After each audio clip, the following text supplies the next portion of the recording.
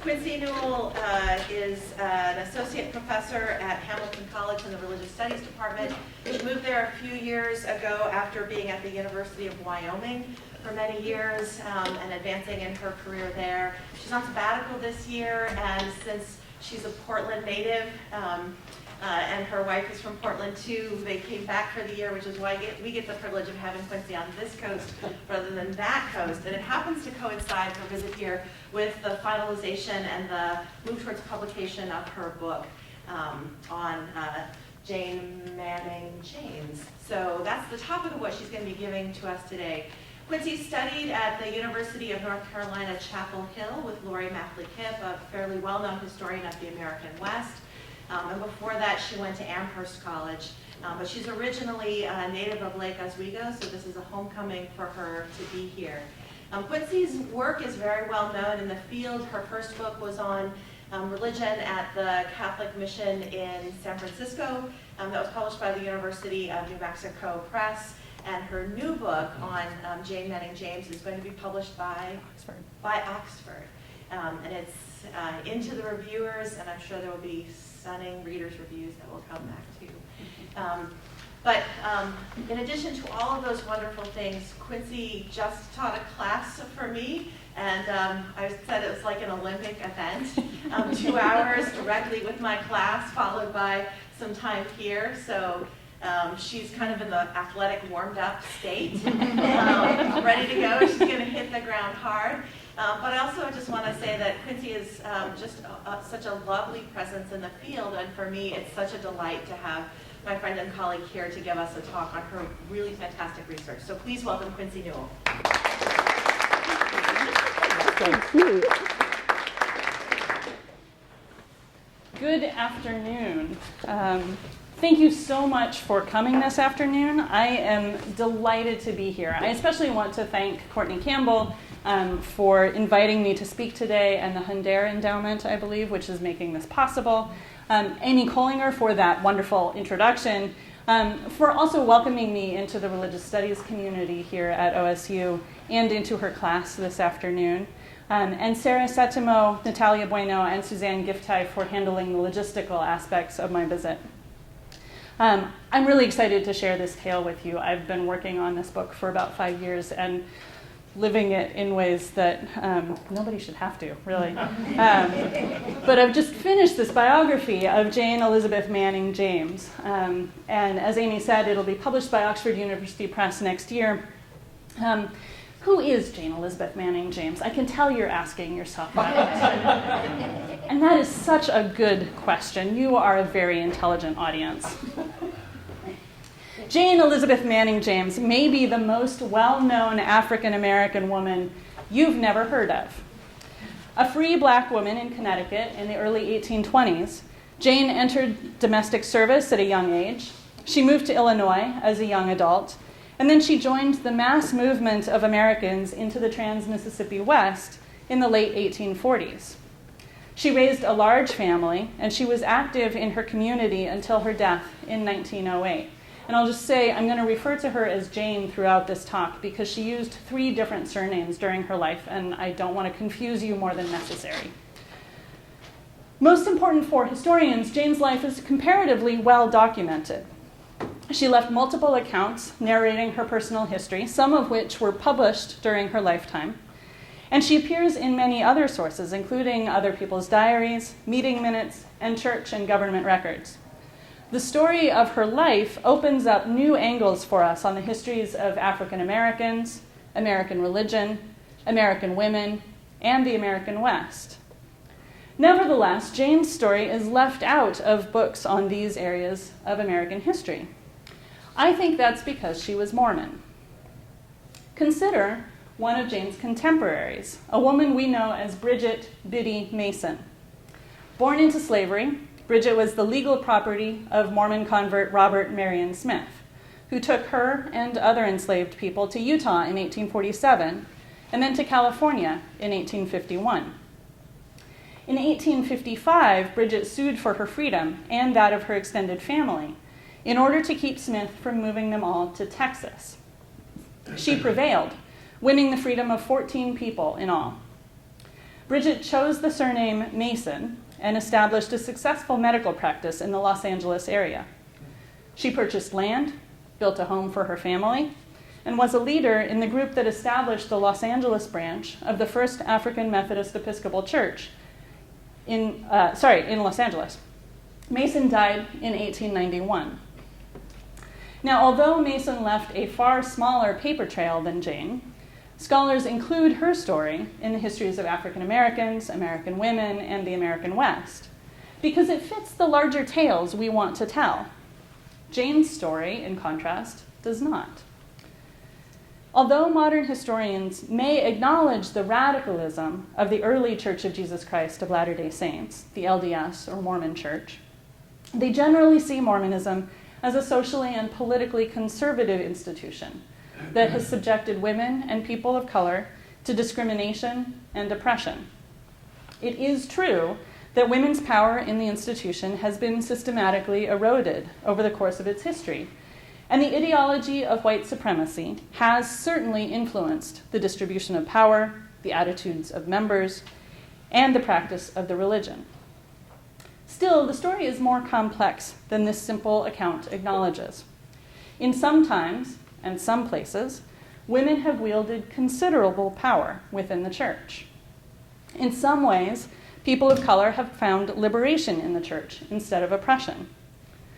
But Jane's membership in the LDS Church leads many observers to see her as a dupe or a victim, someone who was deluded by false promises or exploited by a dishonest institution. While Mason's story illustrates the move from slavery to freedom, Jane seems to go in the opposite direction, choosing to affiliate with a religious organization that treats her as a second-class citizen. Mason's story shows women acting independently and successfully in the public sphere. Jane submitted to the will of the white men who led her church. Mason's story provides an example of a black woman actively nurturing community institutions in the West. Jane seems only to have contributed to the construction of a semi-theocratic society that privileged white men. If you're an American historian, whose story fits better into your narrative? For most folks, it's Biddy Mason. But today, I'm going to tell you some stories about Jane's life and talk about how including Jane's experience in 4 areas of American history might change the way we think about those grand narratives. Jane's life expands our understanding of 19th century African American history beyond the standard narratives of slavery to freedom, the founding of black churches, and even the long fight for civil rights. It illuminates geographic regions like rural Connecticut and urban Utah, and religious options like Congregationalism and Mormonism that are not often discussed in African American history. So Jane's experience changes our understanding of African American history, and especially of African American religion. Looking at Mormon history from Jane's perspective, from the point of view of a black woman rather than a white man, we get a very different sense of the development and experience of the 19th century LDS Church as well. So Jane's story helps us tell the history of American religions in a new way.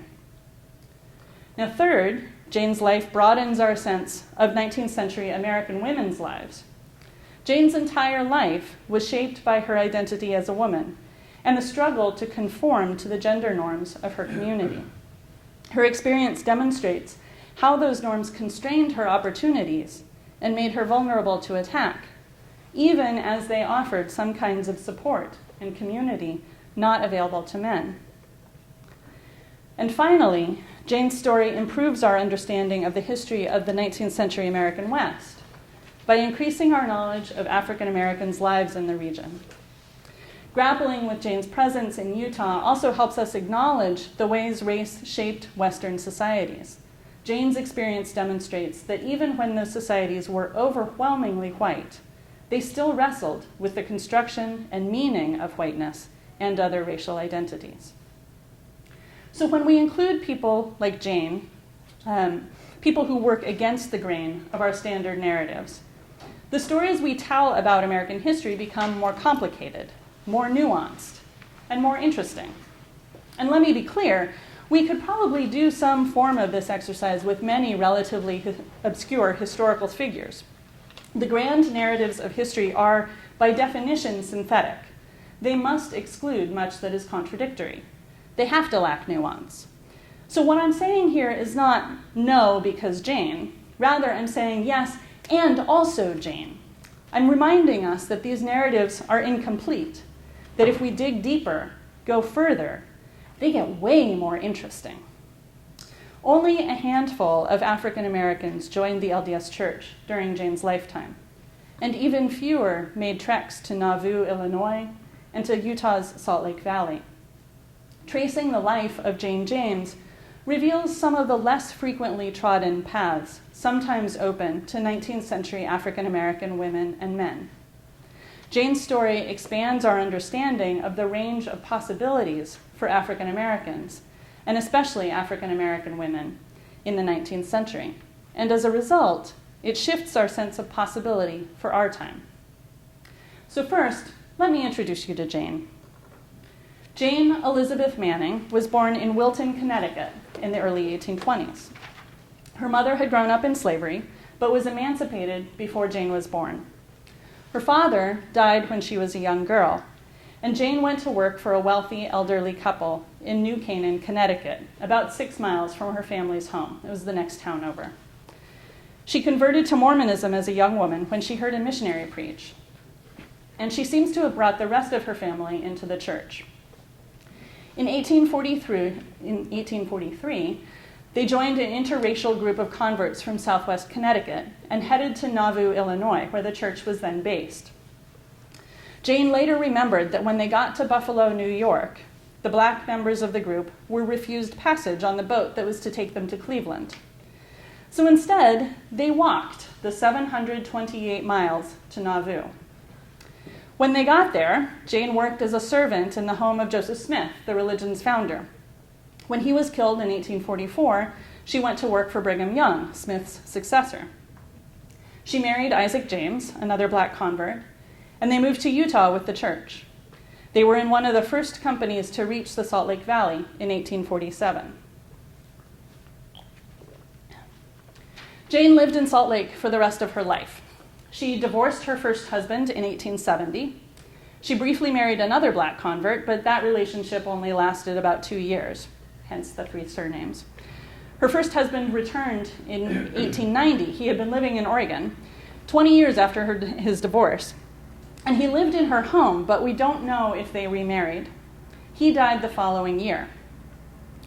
Jane was active in the church, and she spent a great deal of energy requesting permission to perform the temple ceremonies that she believed were necessary for her salvation and that of her family.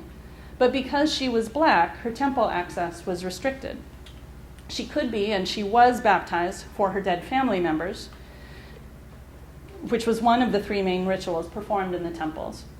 But the other 2 rituals were closed to her. She was not allowed to receive her endowment, which is the LDS language for participating in the initiation ceremony that all Latter-day Saints are supposed to perform. And she was not allowed to do sealing rituals. That's sealing as in binding together, not sealing as in what's above our head. Latter-day Saints believe that temple sealings, marriages, and adoptions create family relationships that last beyond death for eternity.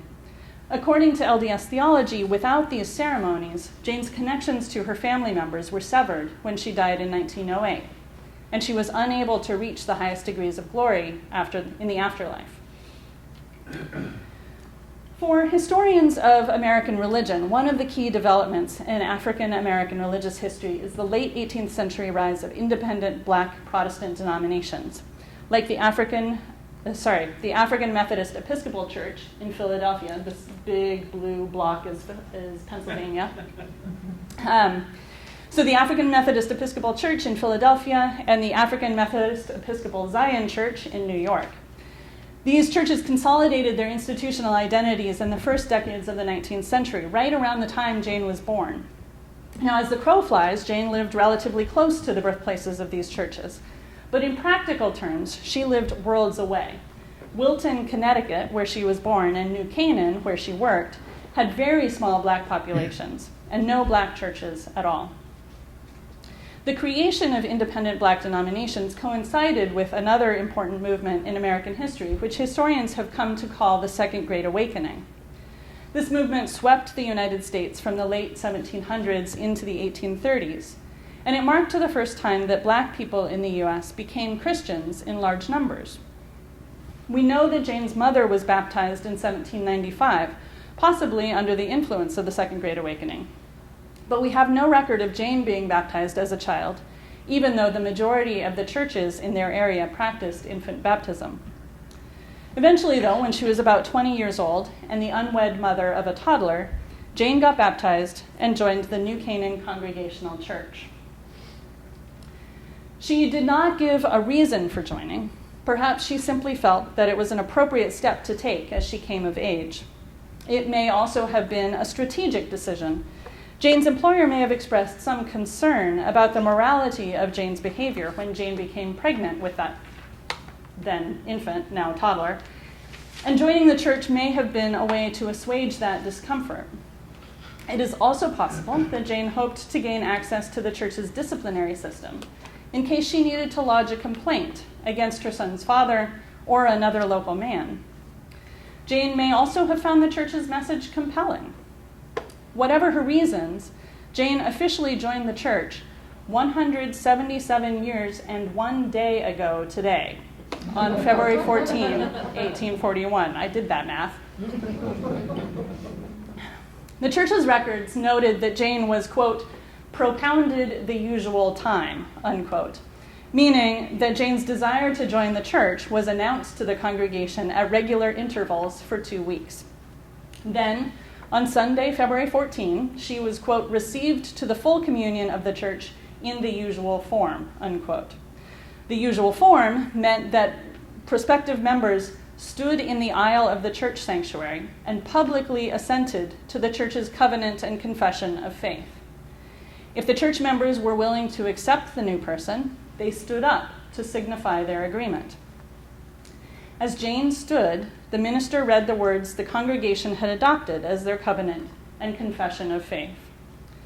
In the presence of the Lord and of this assembly, he said, you do now appear desiring publicly and solemnly to enter into covenant with God and with this church, according to the gospel, professing your full assent to a summary of the faith once delivered to the saints. The pastor then made his way through the 10 articles of faith on which the congregation agreed, and which I will not read all of to you. You believe there is one self-existent God, infinite, eternal, unchangeable in his being, wisdom, power, holiness, justice, goodness, and truth, he began. He went on, making his way through sections that described the nature of the Trinity, the nature of human beings, the conditions under which humans might be saved and the nature of that salvation, the sacraments, baptism and communion, and the coming resurrection and judgment. As the minister read each article of the confession, the 275 people sitting in the pews were reminded of their own agreement to these items, even as they watched to see if Jane assented. Finally, the pastor concluded, Thus you believe in your heart, and thus you confess before men. Jane must have demonstrated her assent in some way, but perhaps she paused for a moment, took a breath, looked around, gazed at the faces who waited for her answer.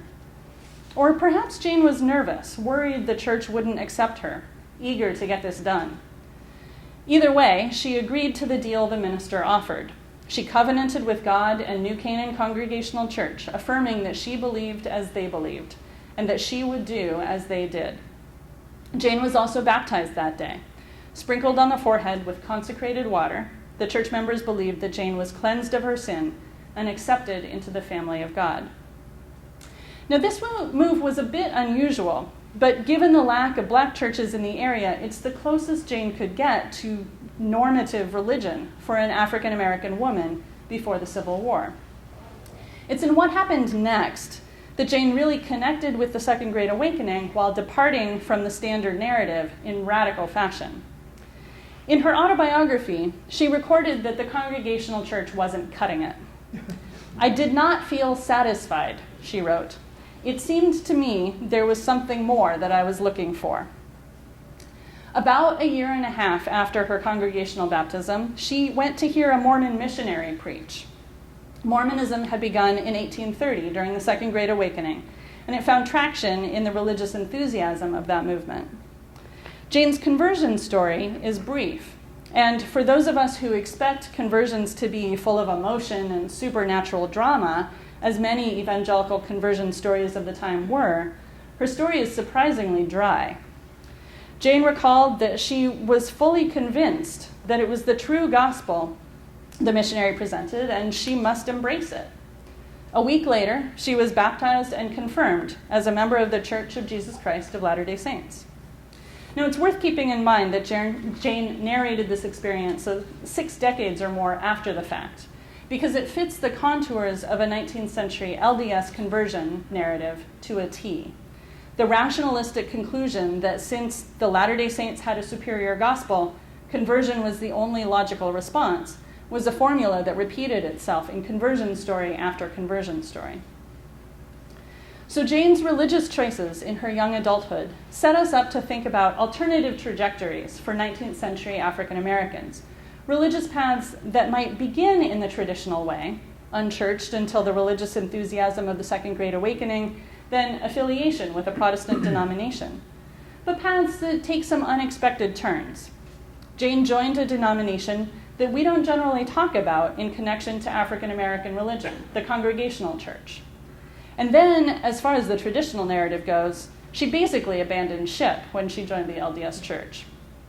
But perhaps Jane's decision to seek the something more that she was missing in this unorthodox way should not be all that surprising. Other prominent African Americans pursued religious truths in unexpected places as well. Sojourner Truth, for example, the well-known activist in the abolition and women's rights movements, followed the prophet Matthias for some time. Harriet Jacobs, author of Incidents in the Life of a Slave Girl, one of the prominent slave narratives, practiced spiritualism. Those are the people who gave you the Ouija board. I'm not kidding. Against this backdrop, we start to notice that not being an ordinary Protestant was a more common choice among African Americans in the 19th century than the traditional narrative lets on. So this helps us ask all sorts of interesting new questions. What did African Americans find compelling in Protestantism and in other alternatives? What other ways of being religious were available to African Americans in the 19th century? And what costs and benefits did each bring? Jane's story also prompts us to look at the history of Mormonism in a new way.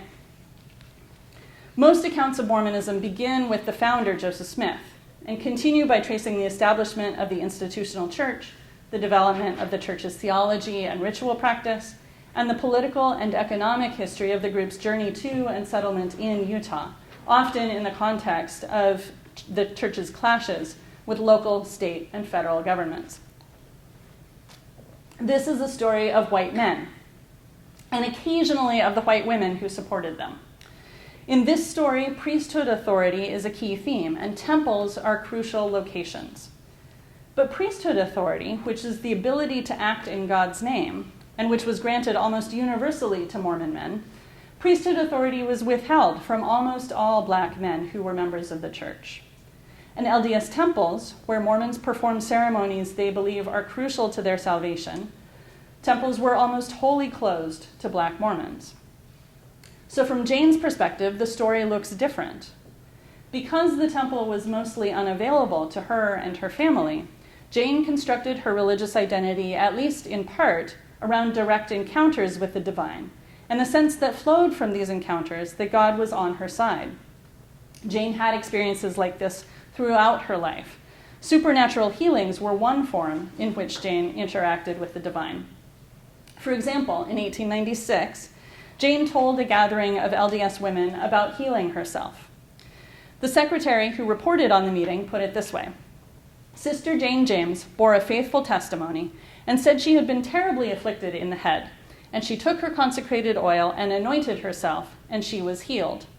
Felt that was faith, and praised the Lord for her blessings. Jane also received visions from the Holy Spirit. The most dramatic episode was her experience of doing the Smith family's laundry shortly after being hired as a domestic servant in Nauvoo. Among the clothes, I found Brother Joseph's robes, Jane recalled in her autobiography.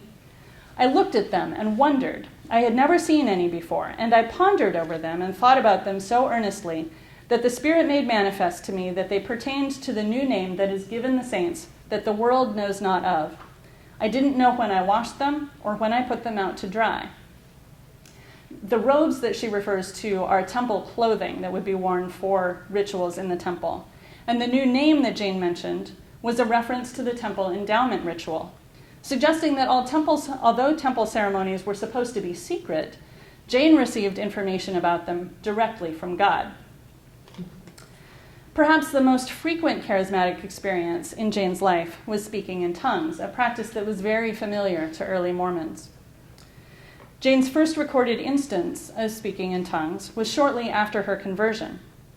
In her autobiography, Jane recalled, about 3 weeks after being baptized, while kneeling at prayer, the gift of tongues came upon me and frightened the whole family who were in the next room. For Jane, this experience confirmed her decision to join the LDS Church. Now, apart from this first one, Jane's recorded experiences of speaking in tongues occurred in social settings where their value in encouraging and comforting the saints was clear. In seeking and valuing charismatic experiences like these, Jane was very similar to many members of the church she joined in the 1840s. Scholar Janet Ellingson has shown that early Mormons experienced spiritual gifts like healing, visions, and speaking in tongues quite regularly. Moreover, Ellingson argued, many people who became Latter-day Saints, many people who became Latter-day Saints regularly experienced spiritual gifts before their conversions, and they converted to Mormonism because it accepted and valued these experiences. So paired with Jane's account of charismatic experiences, Ellingson's provocative argument suggests a new interpretation of Jane's conversion narrative. Remember, Jane said that she left the Congregational Church because, quote, it seemed to me there was something more I was looking for, unquote. Ellingson's argument suggests that the something more that Jane sought was a place where her charismatic experiences were recognized and encouraged. Jane's ability to construct a rich, satisfying religious life within the LDS Church, along with her persistent campaign to receive her endowments and be sealed, highlights the ways LDS religious experience moved physically, geographically, during the Church's first century.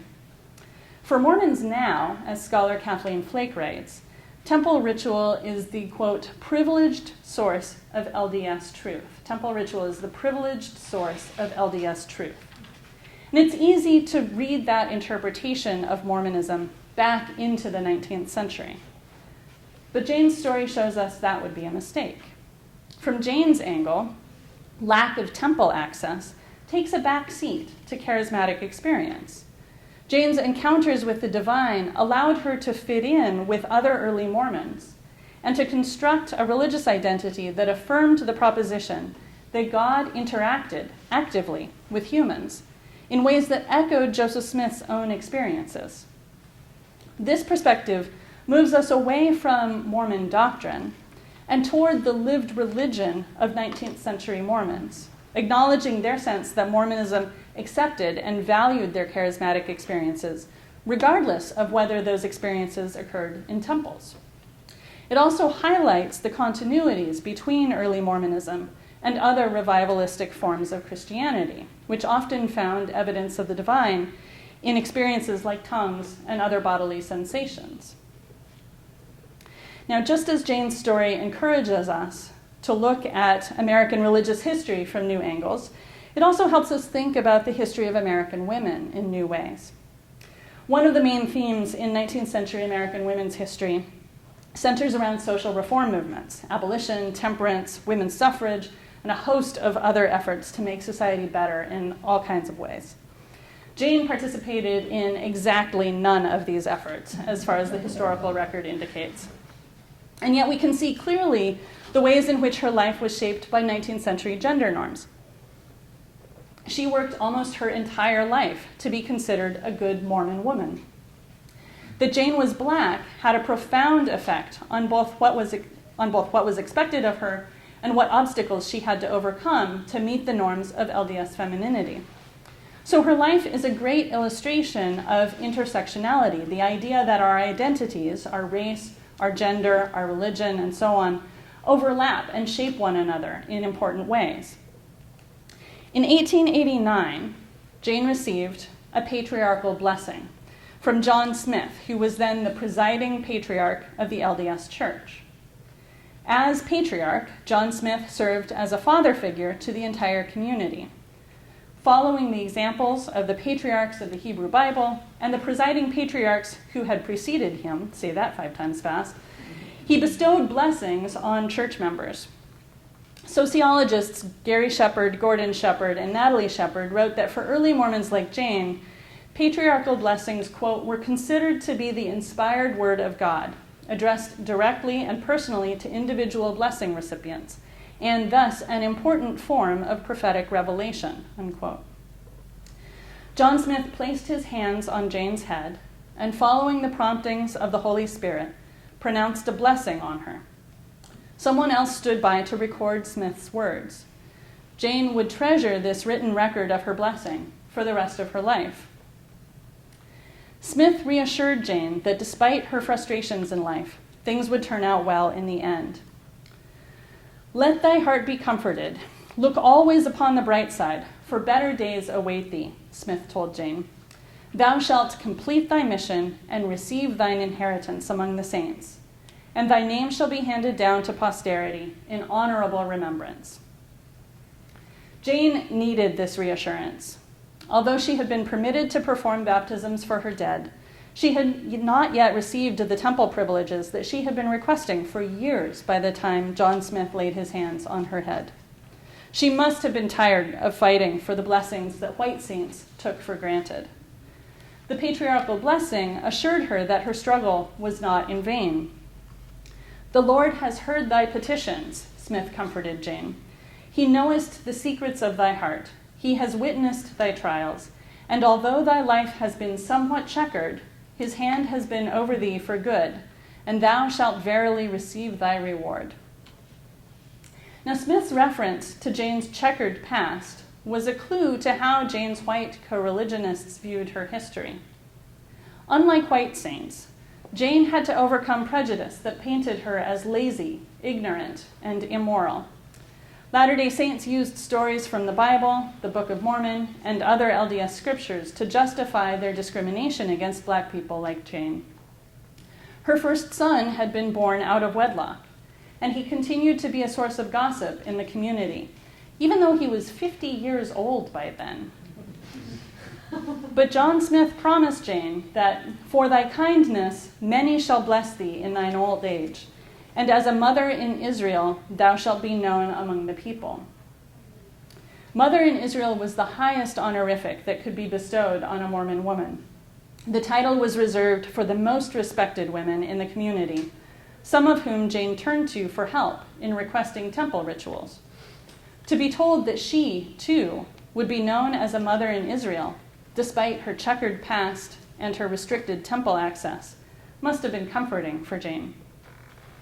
Jane had earned the respect of her community. She and her brother had reserved seats in the tabernacle, the iconic auditorium near the temple, where the church held its semi-annual church-wide conferences and other major events.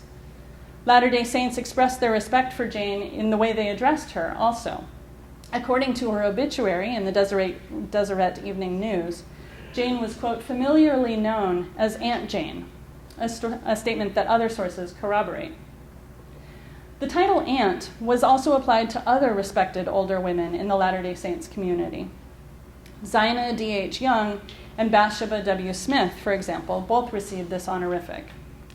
Both were prominent LDS women, well known for their work in the community. An editorial describing Zina Young's funeral referred to her exclusively as Aunt Zina. One of the speakers at Young's funeral remarked that she was more than a friend. She was Aunt Zina to all Israel.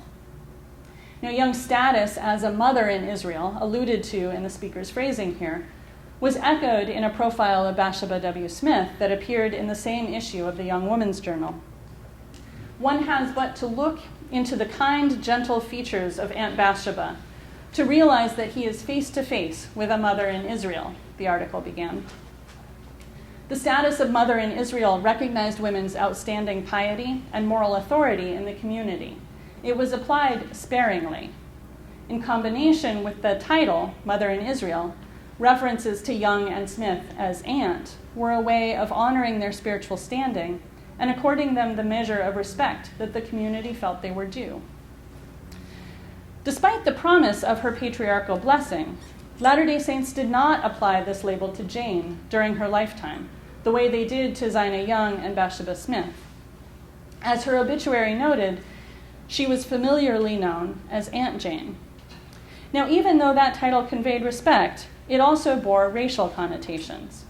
Scholars Patricia J. Soterin and Laura L. Ellingson wrote that, quote, while bestowing the aunt title upon a woman unrelated by blood or marriage is often a positive mark of affection and reciprocal obligation among perceived peers, the title aunt traditionally signified the elevation of the mammy above other servants who were addressed by first name, while withholding the authority and legitimacy afforded by being addressed formally as Mr. or Mistress. Soterin and Ellingson's point is apt in Jane's case. Almost without exception, no publication ever referred to her as Mrs. Isaac James or even as Mrs. Jane James. Instead, if Jane received a title, it was Sister Jane James or Aunt Jane. Sometimes the condescension was even more bold, as in a 1906 Salt Lake Herald article that consistently referred to white women as Miss or Mrs. So-and-so, while calling Jane Auntie Jane. Soterin and Ellingson noted, the title aunt can reflect a socioeconomic boundary linking the woman's position to the family while marking her as essentially outside of the family unit. Servants, slaves, or economically disadvantaged women, particularly immigrants and minorities, historically have been designated aunt. So for white Mormons to call Jane Aunt Jane connected her to the community while also relegating her to a subservient role. Jane spent the majority of her life trying to fit into her community's standards for women, their definition of femininity. Her autobiography is a pretty transparent attempt to demonstrate that she checked all the boxes. She was married, she gave birth to 8 kids, she was pious and industrious, and she submitted to her church leadership. She had all the makings of a mother in Israel, as John Smith promised she would be known. But she was also black, unlike most LDS women, and so her family could not fit the pattern that was set for LDS families. Her husband did not hold the LDS priesthood. He was not allowed to. Jane and her husband Isaac weren't sealed to one another in the temple because that wasn't allowed either. Jane's family could not stay together for eternity because black people were not allowed into the covenant that said families are forever. So Jane's womanhood was shaped by her blackness in ways that were inescapable and she believed eternal. As far as Jane knew, she would always be Aunt Jane and never a mother in Israel. What that blackness meant, theologically, socially, politically, was a moving target during Jane's lifetime, and paying attention to those shifting meanings and their real-world consequences helps us see some of the hidden history of race in the American West. Although the church was overwhelmingly white when its members settled in Salt Lake, questions of race vexed the institution and its members throughout the 19th century and beyond. John Smith's blessing may have encouraged Jane to believe that her struggle for her temporal privileges would ultimately succeed. In February 1890, she wrote a letter to Joseph F. Smith, the nephew of church founder Joseph Smith, who had become a member of the Quorum of the 12 Apostles, the highest governing body in the church. Quote, "Can I also be adopted in Brother Joseph Smith's, the prophet's, family? I think you are somewhat acquainted with me. I lived in the prophet's family with Emma, Joseph Smith's first wife, and others about a year, and Emma said Joseph told her to tell me that I could be adopted in their family. She asked me if I should like to. I did not understand the law of adoption then, but understanding it now, can that be accomplished, and when? This request reiterated one Jane had made in an 1884 letter to the president of the church, one that she would make several more times during the years that remained to her. In her autobiography, dictated sometime between 1902 and her death in 1908, Jane again repeated this story and lamented her ignorance. "I did not comprehend," she said. In the early 1840s, around the time that Jane said Emma offered her adoption into Joseph Smith's family, the prophet introduced the idea of sealing family members together in an eternal family unit.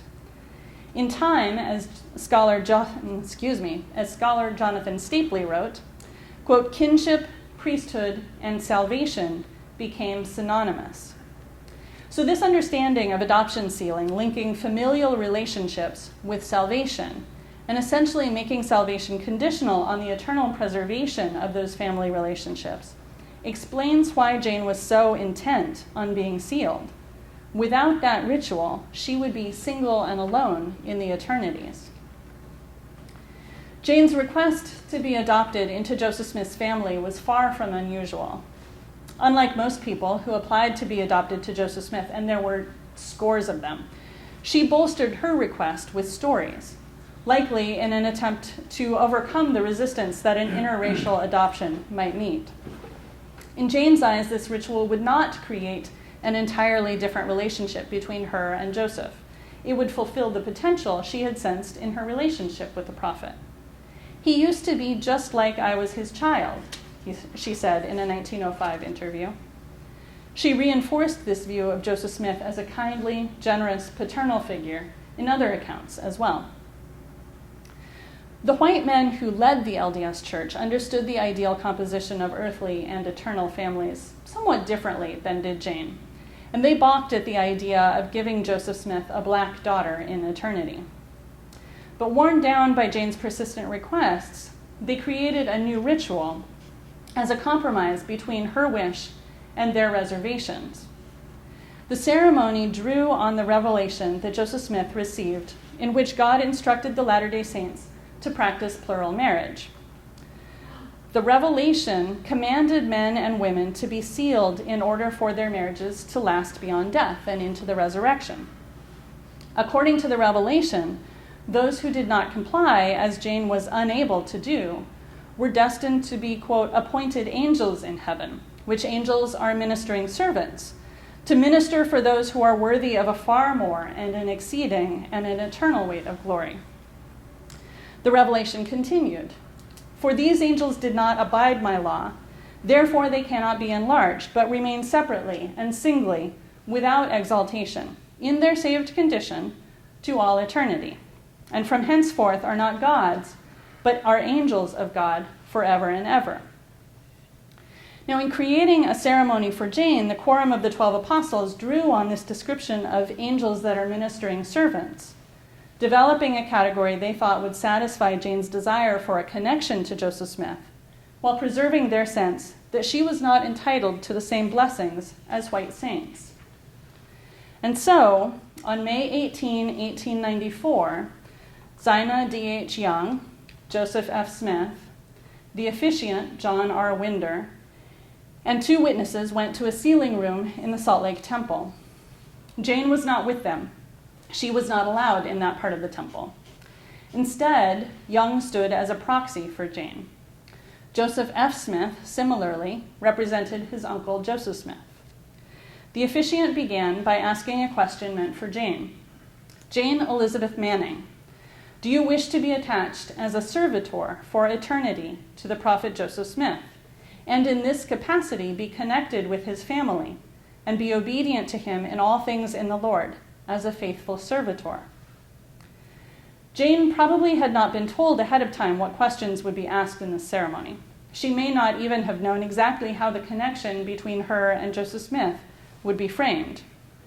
So when Young responded yes to this question, her answer was not based on Jane's expressed wishes, but on Young's understanding of Jane's best interest.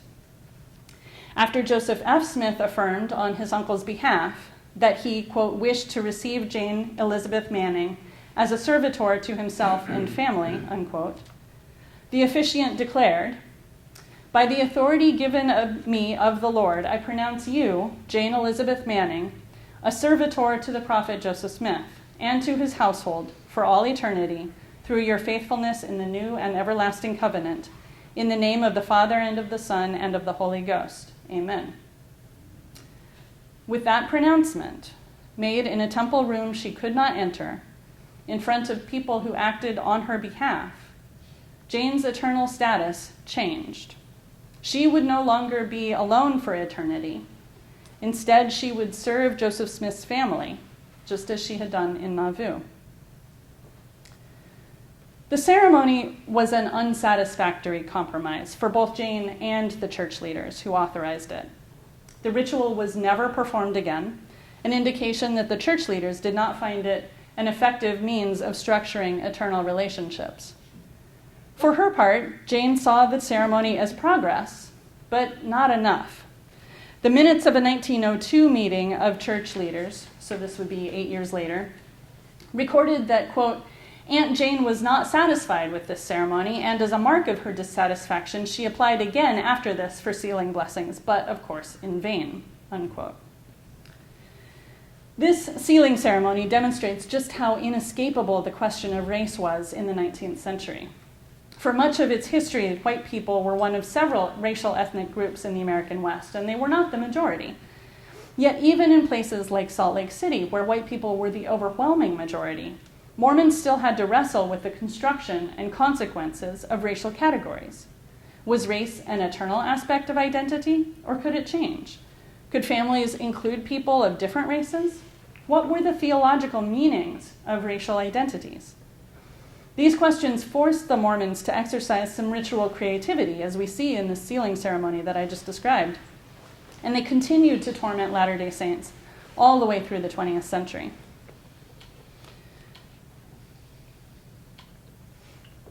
The picture that is most often used to illustrate stories of Jane James is a likeness made in the late 1860s in the studio of Edward Martin. But we're not actually sure the woman in this image was Jane.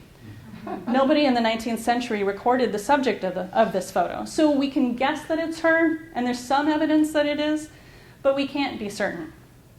We are reasonably sure, on the other hand, that it's Jane who appears in this photo, which I actually think is a much better illustration of her life.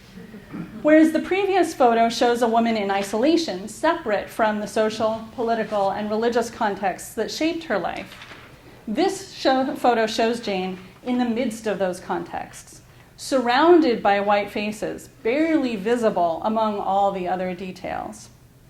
But once we know she's there, this is PowerPoint magic right here. You see her in the middle there? Yeah. Once we know she's there, our perception of the entire scene shifts slightly and opens up new questions for us to ask about this gathering and the histories that created it. In the same way, I hope that now that you know a little bit about Jane's story, your perception of American history has shifted just a little bit. That you have some new questions to ask about African American history, American religious history, American women's history, and the history of the American West, and some new angles that you might try out in thinking about those narratives. Thank you very much. It's been great.